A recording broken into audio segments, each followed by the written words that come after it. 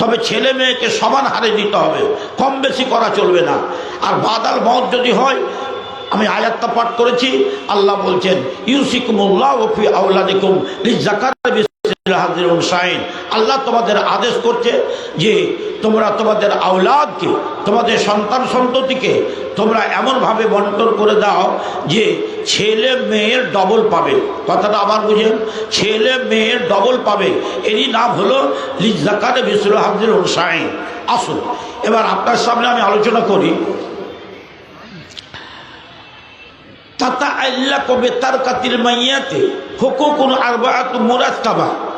আমাদের দেশে কতগুলো লোক আমরা আনজাক কোরআন হাদিসের উপরে খুব করে বলে থাকি, অনেক শিক্ষিত মানুষ, যে আল্লাহ রসুল ইয়াতিমের উপরে তারগিব দিয়েছেন।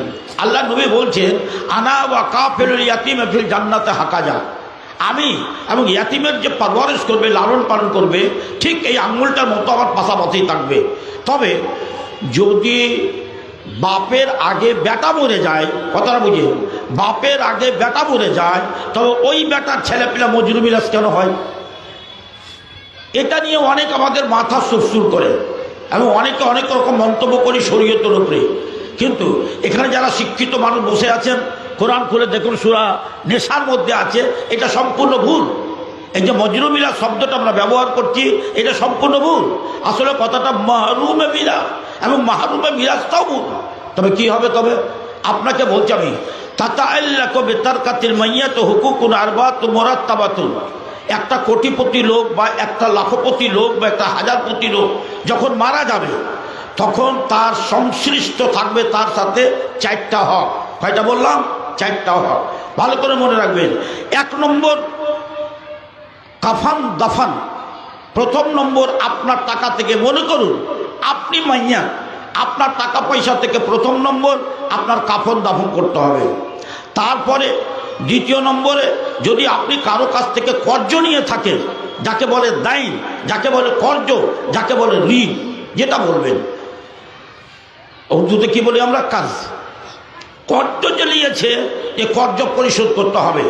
আপনার কাফন দাফনের পরে এবার দেখতে হবে আপনার টাকা পয়সা আছে কি না।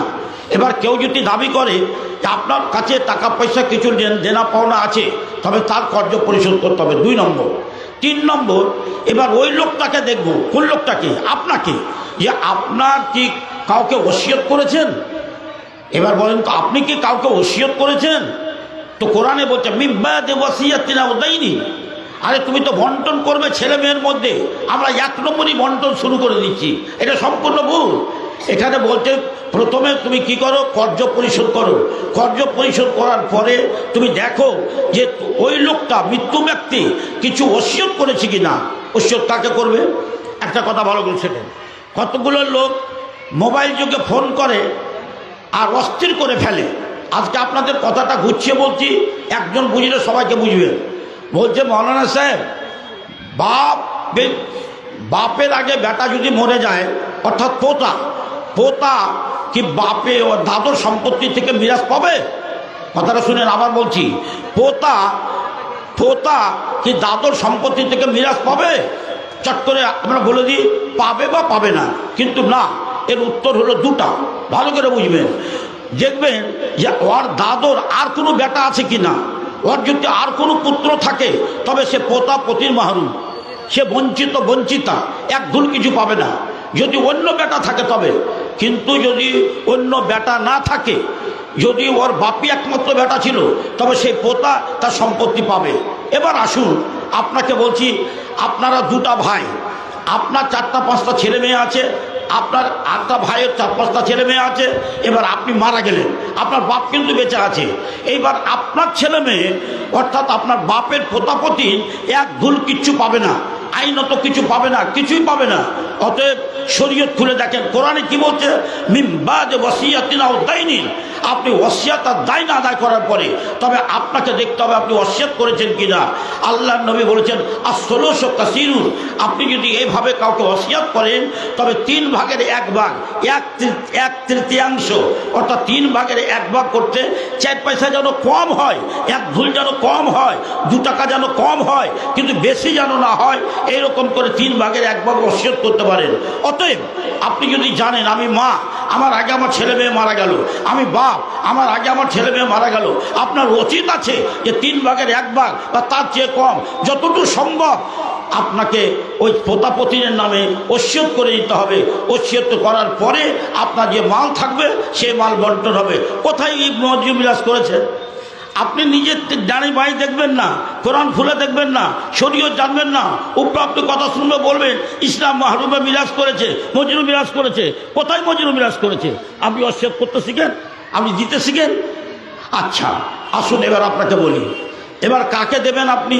এই বিষয়টা খুব বড় বিষয়। এই বিষয়টা কত গুরুত্বপূর্ণ বিষয় আপনাকে একটা কথা বলি, যে হাদিসটা জাইফ হলো, হাদিসটা প্রত্যেক কেতাবালাই লিখছে। হাদিসটা কি? তাআল্লামুল ফারাইজা। কথাটা ভালো করে বুঝেন। তাআল্লামুল ফারাইজা, তোমরা ইলমে ফারাইজকে শিখো, তোমরা ইলমে ফারাইজকে শিখো। ও আল্লামুহান নাসা, এবং ইলমে ফারাইজ লোক মানুষকে শিখাও। ফাইন্নাহা নিসফুল ইলম, এই জন্য যে ইলমে ফারাইজটা অর্ধেক বিদ্যা। কেননা तमाम उलूम का ताल्लुक कब्ल अल मौत है और इल्म फ़राइज़ का ताल्लुक बाद अल मौत है। इस एतबार से এই জন্য ইলমে ফারাইজকে নিসফুল ইলম বলা হয়েছে, অর্থাৎ অর্ধেক ইলম বলা হয়েছে। এটা তবে আশা করি বুঝতে পেরেছেন। এবার কাকে দিবেন? প্রথমে আপনাদের সামনে 2টা শব্দ ব্যবহার করব। 2টা শব্দই আপনাদের কাছে নতুন নতুন লাগবে। একটা হলো জাবিল ফুরুজ বা আসাবুল ফারাইজ, যাকে জাবিল ফুরুজ বলে তাকে আসাবুল ফারাইজ বলে। আর দ্বিতীয় নম্বর হলো আসবা। এই 2টা কথা আপনাদের সামনে বলে দিই, তবে আপনারা বুঝতে পারবেন। জাবিল ফুরুজ বা আসাবে ফারাইজ, যাদের অংশ আল্লাহ পাকের নবী এবং এজমা থেকে সাব্যস্ত আছে, তাদেরকে বলা হয় জাবিল ফুরুজ, এবং এদের সংখ্যা হলো 12টা। এদের সংখ্যা হলো 12টা। আপনারা কি এত শর্টের উপরে, শর্ট টাইমের উপরে কী করে বলা যায়? তবুও আমি যথাসাধ্য চেষ্টা করছি আপনাদেরকে গন্তব্য স্থানে নিয়ে যাওয়ার। একটু ভালো করে কান লাগিয়ে শুনুন, এটা অন্য কোনো বিষয় নয়, এটা ফারাইজের বিষয়। তো 12টা লোক আছে, 12টা জাবিল ফুরুজ আছে। তার মধ্যে প্রথম হলো পিতা, দ্বিতীয় নম্বর দাদা, তৃতীয় নম্বর হলো বৈপিত্রিক ভ্রাতা। আপনারা বুঝতে পারবেন না বৈপিত্রিক ভ্রাতা কাকে বলে।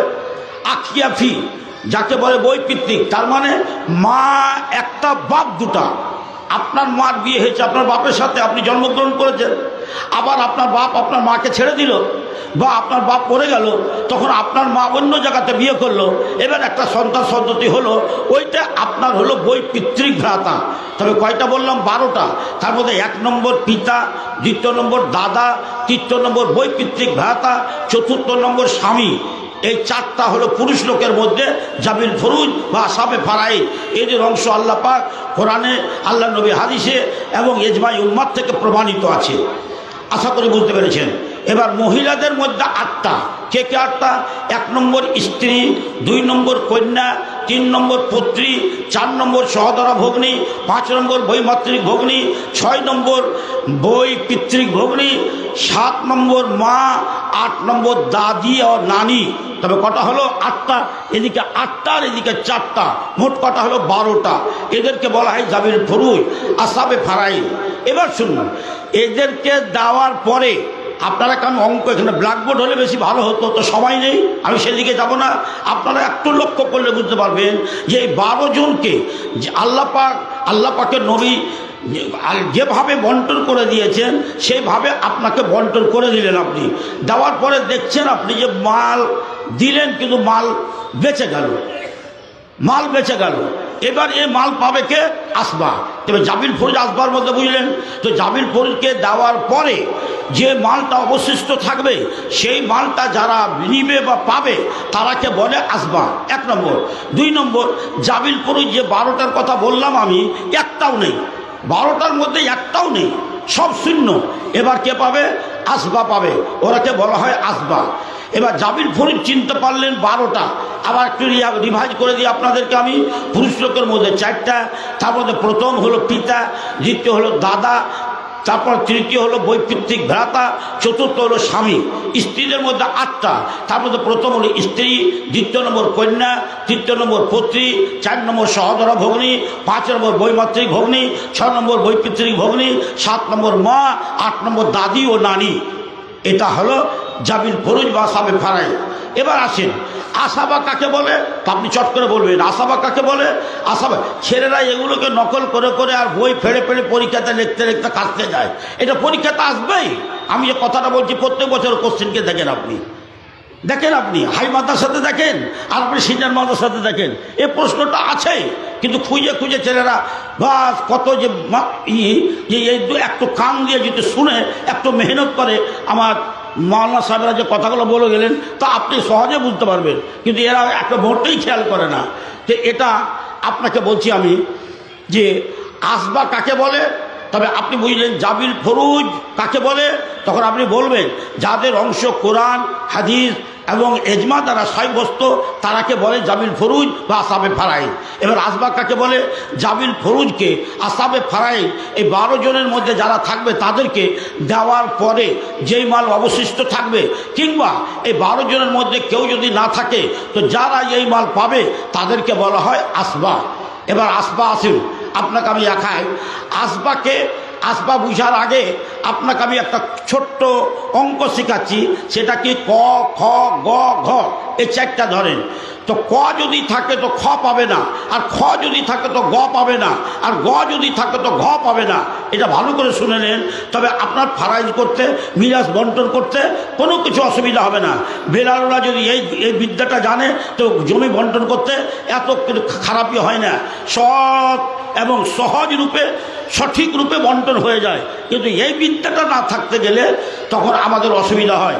কাজে কাজে আমি প্রত্যেককে বলছি ভাইজান শুনে নেন যে আমি সে কথাটা বলছি যে ক খ গ ঘ। আপনি মারা গেলেন, আসবা কাকে বলে আপনাকে চিনিয়ে দিচ্ছি। আমি যতটি লোকের কথা বললাম, বেটার কথা বলেছি কি? বেটির কথা বলেছি, কিন্তু বেটার কথা বলেছি কি? তো বেটা তো বলিনি। তো 12 জনের মধ্যে বেটাই পেল না। আপনি কি বললেন মৌলানা? আরে মৌলানা তো 12টা জামিল ফরুজ বললো, তার মধ্যে বেটাকে পুত্রকে উল্লেখ করলো না। না, ও বেটার কত বড় হক আছে দেখেন। এবার ফারাইজে আসতে গিয়ে যে ক আসবার মধ্যে ক হলো কারা? আপনি মারা গেলেন, আপনার পুত্র যদি না থাকে তো প্রপত্র, তা না থাকে তো প্রপত্র, তার নিচে যারা আছে তারা যাবে। আচ্ছা আলহামদুলিল্লাহ, তো ঠিক আছে। তবে পুত্র পৌত্র প্রপত্র এরা নিচে আছে, এটা হলো ক। তবে কয়ের মধ্যে যদি আপনার পুত্র থাকে তবে আপনার পৌত্র পাবে না, যেটা আমি এক্ষুনি বললাম। আপনার পৌত্র যদি থাকে তো প্রপত্র পাবে না। এবার কর মধ্যে মনে করেন আছে তবে পিতা, দাদার বাপ, এরা হলো খ, এরা পাবে। তবে ক যদি থাকে তো খ পাবে না, আর ক যদি না থাকে তো খ পাবে। তো খ কে পাবে? পিতা পাবে। পিতার পরে কে পাবে? দাদা পাবে। পিতাও নেই দাদাও নেই, আপনার পুত্র নাই, পৌত্র নাই, প্রপৌত্র নাই, আপনার পিতা নাই, দাদা নাই, তবে ক খ কেউ নেই। তবে আপনি গয়ে চলেন। এবার গয়ে যেয়ে দেখেন আপনার সহদর ভেড়াতা আছে কি না, সহদর ভেড়াতা আছে কি না। অনেকে এখানে মিস্টেক করে, আমি দেখেছি অনেক মিস্টেক হয় এই জায়গাখানে। কাজে কাজে আপনাদেরকে ভালো করে বলছি, বুঝিয়ে দিই যে আপনাকে দেখতে হবে যে গয়ের মধ্যে প্রথম নম্বরে যে মৃত্যু ব্যক্তির সহদর ভাই আছে কি না। সহদর বোন নয়, সহদর ভাই আছে কি না। সহদর ভাই যদি না থাকে তো বৈমাত্রিক ভাই আছে কি না। আমাদের এখানে মিস্টেক কেন হয় যে সহদর ভাই না থাকলে সহদর ভাইয়ের বেটারাকে লিখে দিই, সহদর ভাইরাকে লিখে দিলাম যে তারা পেলে। ভুল ভুল ভুল। আমি বলছি সহদর ভ্রাতাকে দেখতে হবে। সহদর ভ্রাতা যদি না থাকে তবে বৈমাত্রিক ভ্রাতা যদি না থাকে সহদর ভ্রাতার সন্তান পদ্ধতি না, তার ছেলে, আর তা যদি না থাকে তো বৈমাত্রিক ভাইয়ের ছেলে। তবে এটা হলো গ। তো ক খ গ হয়ে গেল। এবার ঘ। এবার কও নেই, খও নেই, গও নেই, কও নেই, খও নেই, গও নেই। এবার কেউ যদি না থাকে তবে কি করতে হবে? তবে ঘয়ে যেতে হবে। ঘয়ে কে আছে? ঘয়ে আমরা যে দেখতে পাচ্ছি যে চাচা আছে। তো চাচা আপনার বাপের ভাই, আপনার চাচা। তো বাপের ভাইটা কোন ভাই? আপনার বাপের সহদর ভাই না বৈমাত্রী ভাই? যদি সহদর ভাই হয় তবে সহদর ভাই পাবে। সহদর ভাই যদি না থাকে তবে বৈমাত্রী ভাই পাবে, সহদর চাচা পাবে। সহদর চাচা যদি না থাকে তো বৈমাত্রিক চাচা পাবে। যদি না থাকে সহদর চাচার বেটা পাবে। সহদর চাচার বেটা পুত্র যদি না থাকে তো বৈমাত্রিক বেটার চাচা পাবে। এটা হলো আপনার ফারাইজের যেগুলা সংজ্ঞা, কে কোথায় পাবে তা আপনাদেরকে বলে দেওয়া হলো। এবার একটা কথা শুনি, যে আয়াত আমি পাঠ করেছি, অধিকাংশ লোক আমরা এদিকে কোনো গুরুত্ব করি না। ছেলেকে জমি দিলাম, মেয়েকে দিই না। কেউ যদি বলে আমি ছেলেকে দিব মেয়েকে দিই না, তার আগে একটা কথা জেনে নেন।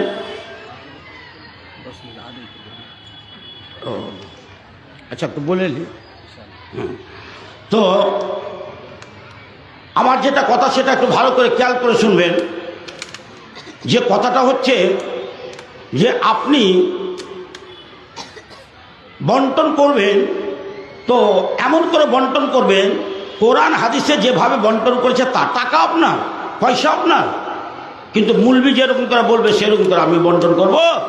কোরআন হাদিস যা বলছে আমি সেভাবে বন্টন করব। আমার মন যা চাই তাই করব। ভুল এটা।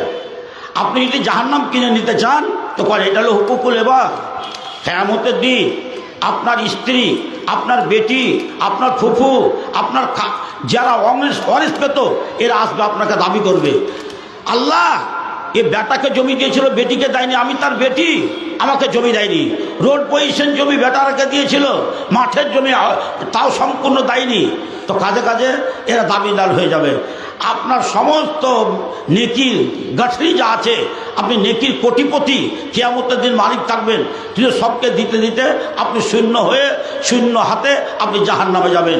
আপনার কোনো গোনাই নেকিয়ে থাকবে না, বরং আপনার যে গোনা ছিল ওই যারা হকদার তাদের নেকি গোনাগুলোকে আপনার মাথায় চাপিয়ে দেওয়া হবে। আপনি ডবল পাপী হয়ে জাহান্নামে যাবেন। অতএব খুব হুঁশিয়ার থাকবেন এটাতে। এবার আসুন কোরআন থেকে বলি একটা কথা। ইউসিকুমুল্লাহ ওয়া ফি আওলাদিকুম লিযাকারি মিসলু হাযিল উনসায়াইন। আসেন একটা কথা শুনেন। আপনি মারা গেলেন, এই রোগে কিন্তু অনেক মানুষ আক্রান্ত, অনেক মানুষ আক্রান্ত, যেখানেই যাচ্ছি এইরকম রোগ আছে। আমি এটাকে কোনো তুচ্ছ মনে করছি, এটাকে কোনো মানে কিছুই মনে করে না। একটা হাদিস আছে যে একটা লোক যদি একটা কোনো গোনাহ আছে, একটাই গোনাহ, ওই লোকটা গোনাটাকে মনে করছে যেন পাহাড় আমার মাথার উপরে পড়িয়েছে। আর ওই গোনাটা একটা অন্য লোক যদি করছে তো কই যে এটা মাছি, একটা মাছিকে হাঁকিয়ে দিলাম তো চলে গেল, ওই রকম গোনা করতে কিছুই নাই। তো গোনা পাপ কতখানি, হুকুকুল ইবাদ আল্লাহ মাফ করবে না, আপনাকে হুকুকুল ইবাদ মাফ করিয়ে নিতে হবে। কার কাছে? যার হক মেরেছেন তার কাছে যে আপনার হক আপনাকে মানিয়ে নিতে হবে। আবার আসুন, এবার আপনার একটা মাত্র মেয়ে আছে, বুঝে যান কথা, সব বুঝিয়ে দিয়েছি। এবার আপনারা খালি উত্তর করবেন, আমি প্রশ্ন করব। আপনার একটা মাত্র কন্যা আছে, একটা মাত্র বেটি আছে, আপনার 30 বিঘা সম্পত্তি আছে। কত পাবে আপনার মেয়েটা? আপনার মেয়েটা পাবে নিস্ফ মানে হাফ মানে অর্ধেক, তার মানে 15 বিঘা পেয়ে যাবে। মানে না 15 বিঘা জমি কাকে দিব? আর তো আমার বেটা নেই, শুধু আমার একটাই বেটি কত দিলাম, আর কেউ নাই, পতিন কেউ নেই, আর কে পাবে? তা আপনার যদি আর কেউ না থাকে তবে আপনার ক নাই, আপনার গ আছে কিনা, আপনার ভাই আছে কিনা? ভাই যদি থাকে তো ভাই পাবে, আর ভাই না থাকলে ভাইয়ের বেটারা ভাতিজারা পাবে। যেভাবে আমি বললাম সিরিয়ালি ওইভাবে পাবে। আচ্ছা আছে এরকম অনেক লোককে জিজ্ঞেস করে, মৌলানা আমার 30 বিঘা সম্পত্তি, আমার দুটা মাত্র মেয়ে, তো কত পাবে?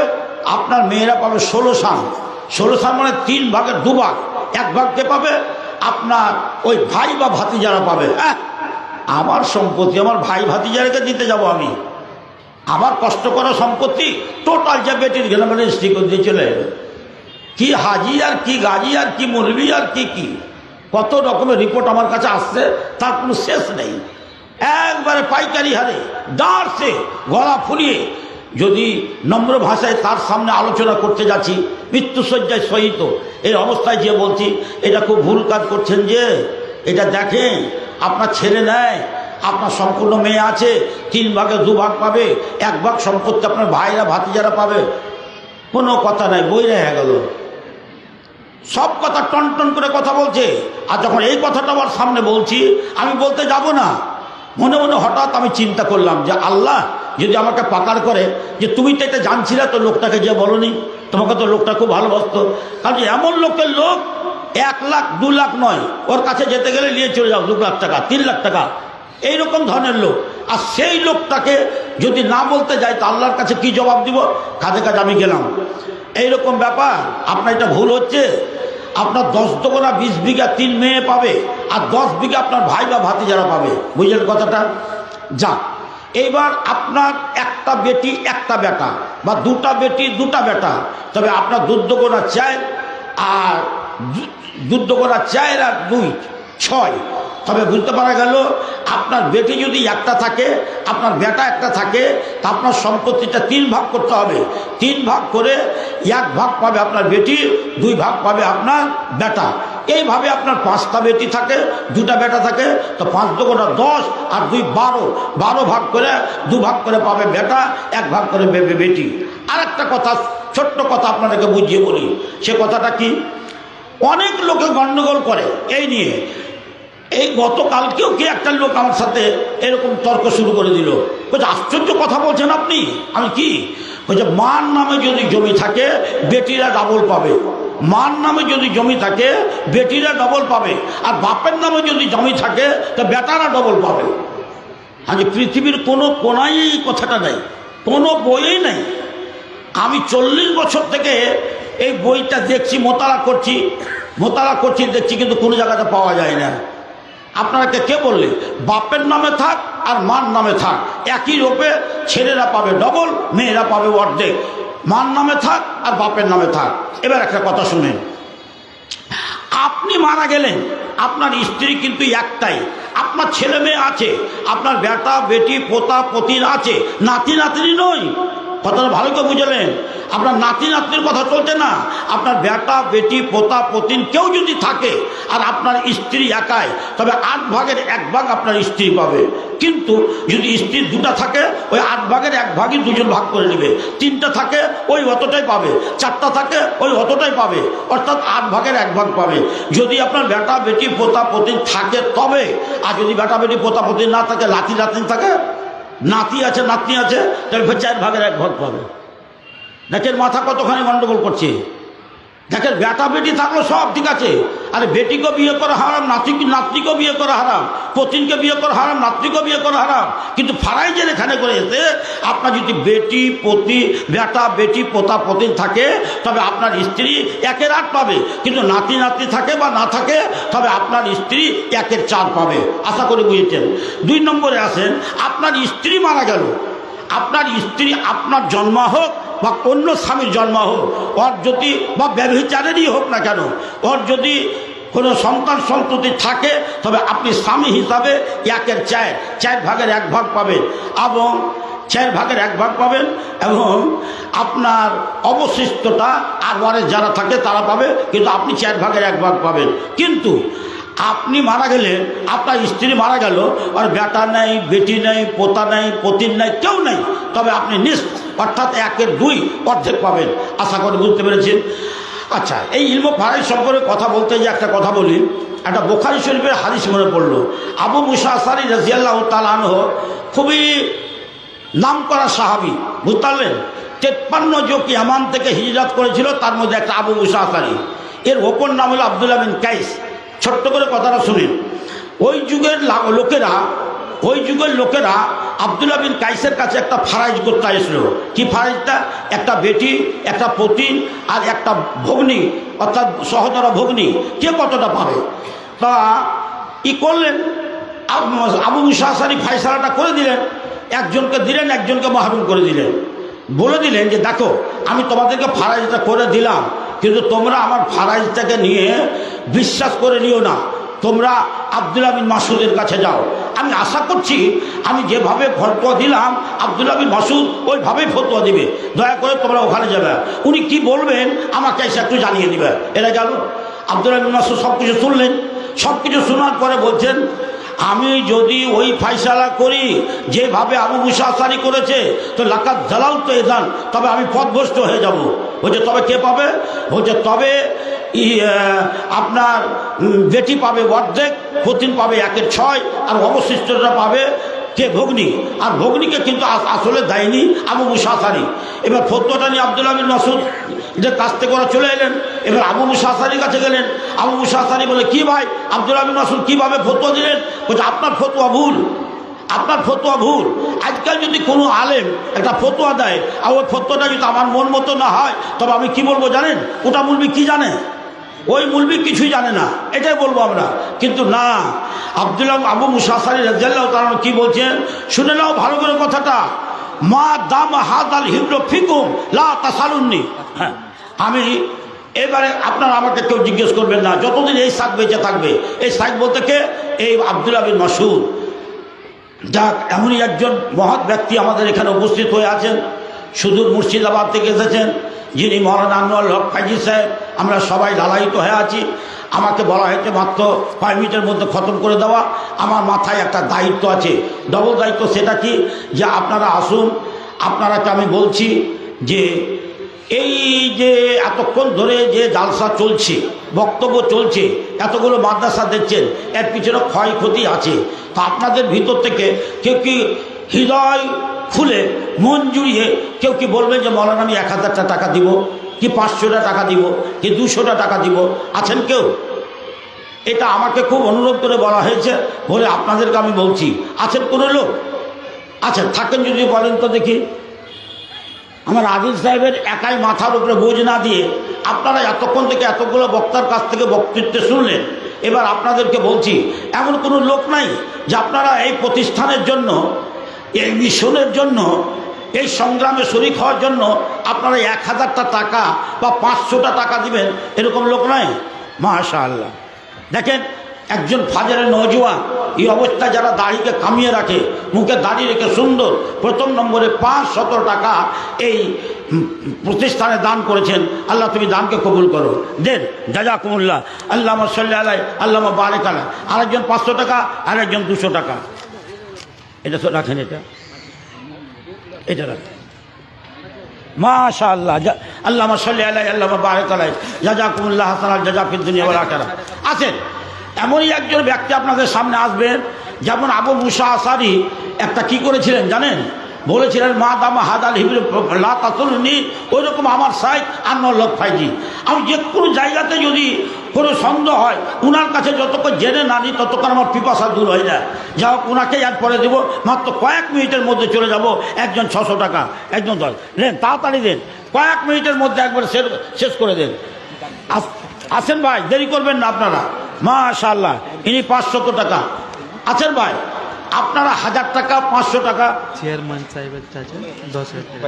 মাশাআল্লাহ, এই চেয়ারম্যান সাহেবের চাচা উনি 10,000 টাকা দিয়েছেন। আর একজন 500 টাকা, আর একজন 500 টাকা। আচ্ছা আচ্ছা আচ্ছা আচ্ছা, চিনার মানুষ। 1500 টাকা। একজন মহিলা 500 টাকা। দিলদার হোসেন সাহেব 50,000 টাকা। মাশাআল্লাহ, দিলদার হোসেন 50,000 টাকা। আল্লাহুম্মা সাল্লি আলাইহি, আল্লাহুম্মা বারিক আলাইহি। আল্লাহ, আর একজন ভাই দিয়েছে 500 টাকা। আল্লাহ তার দানকে কবুল করো। আসুন ভাই, এই প্রতিষ্ঠানে এই সভা করতে বিরাট খরচ আছে। আপনাকে বলছি, ইনি দিয়েছেন 300 টাকা, একজন দিয়েছেন 200 টাকা। আসেন ভাই, কেউ খালি চলে যাবেন না, একবারে তাড়াতাড়ি দিয়ে দেন।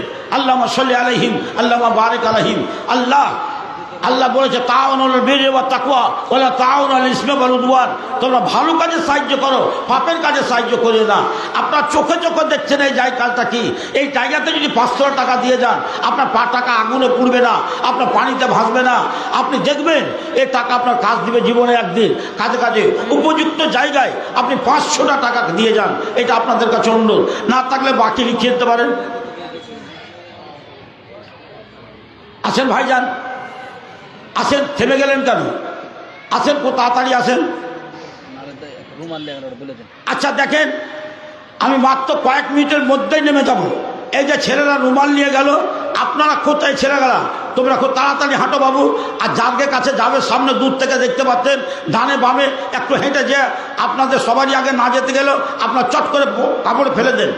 আপনার সময়ের দিকে খেয়াল করেন, সময়ের দিকে খেয়াল করে আপনারা তাড়াতাড়ি করে দিয়ে ফেলেন। একটুকু সময় নষ্ট করবেন না। খুব কয়েক মিনিটের মধ্যে। তোমরা একটু জোরে হেঁটে যাও বাবু, তোমরা একটু জোরে হেঁটে যাও।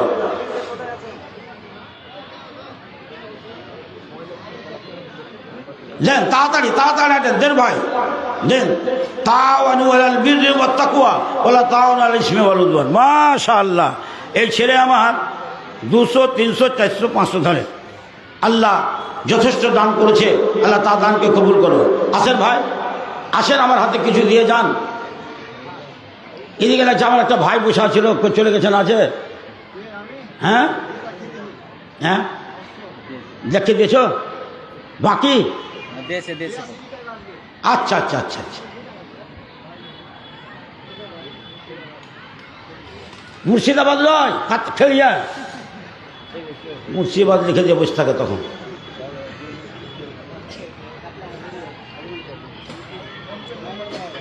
আছেন ভাইজান যে আসেন কেউ আসেন আপনাদের কাছে ছেলেরা যাচ্ছে ওদেরকে দিয়ে দেন আপনারা আর খুব তাড়াতাড়ি আসেন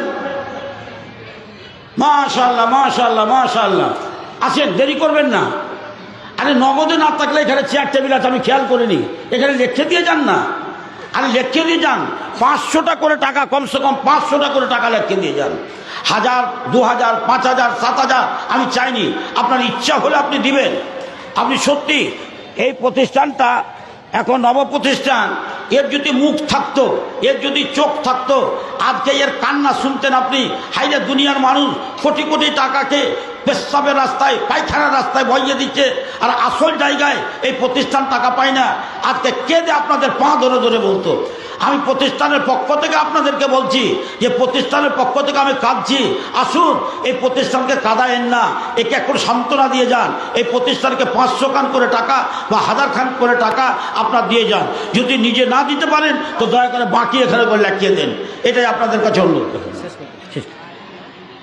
আচ্ছা ভাইজান আপনাদের কাছে যারা যাচ্ছে এই যে ছেলেগুলো গেল তাদের হাতে দিবেন দানটি এখানে চলে আসবে সময় একবারে শেষ কাছে কাছে আর আমি 1 মিনিট দেরি না করে আমি শেষ করছি বলার মধ্যে বেয়াদবি ভুল ত্রুটি হলে ক্ষমা করবেন আমি আল্লাহর কাছে দোয়া করব ভালো